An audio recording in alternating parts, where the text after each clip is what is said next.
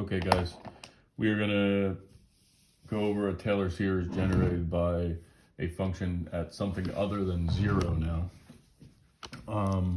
So if you notice, like, now it's at x equals a, so everywhere you see a derivative, we're plugging a into that function. And the difference here that changes, right, is we have x minus a instead of just x. So x minus a squared, still the factorials stay the same, and so on.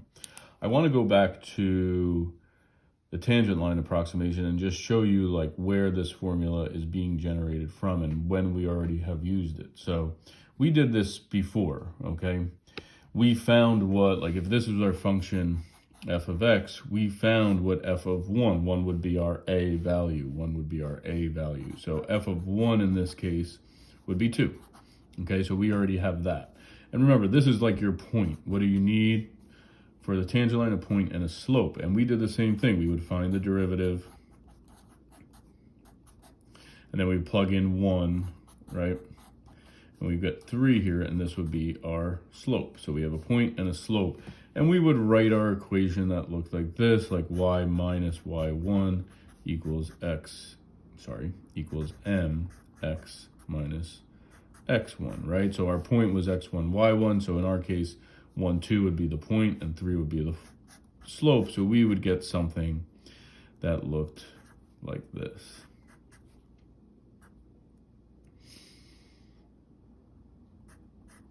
Okay. If I add 2 to both sides, I wind up getting 2 plus 3x minus 1, right? So that's what we used to do. We would plug in 1.1 to do the approximation, or simplify that and substitute in, right? The x to be 1.1 to do our approximation. But if you notice,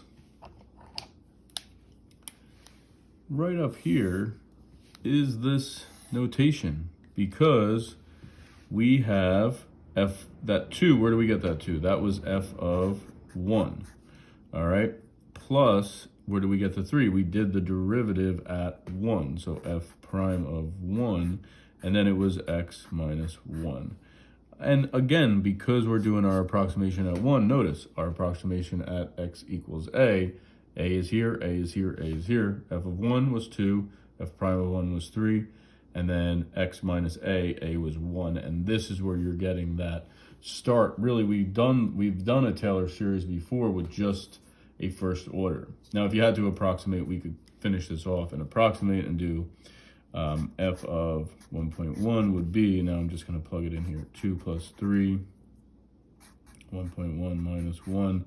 So this is 2 plus 0.3, or 2.3, if we had to do the approximations. But I just wanted to start there to show you that this is nothing that you actually haven't seen before. You did see it when we were doing linear approximation with tangent lines. All right, so let's do an example here when it's centered at a different value, okay, instead of 0. So I'm gonna use, let's do x to the 4th.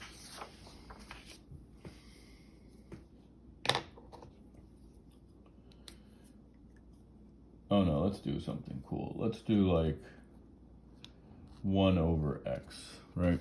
Okay, so if we have the function 1 over x, and I want to do the third order Taylor poly at, let's say x now is going to equal, let's do 2. Okay, so that would be your a value would be 2. Third order, again, you're doing 3 derivatives. Okay, so let's just take all our derivatives first, right? So this one's going to be negative 1 over x squared. Second derivative is going to be positive 2 over x cubed.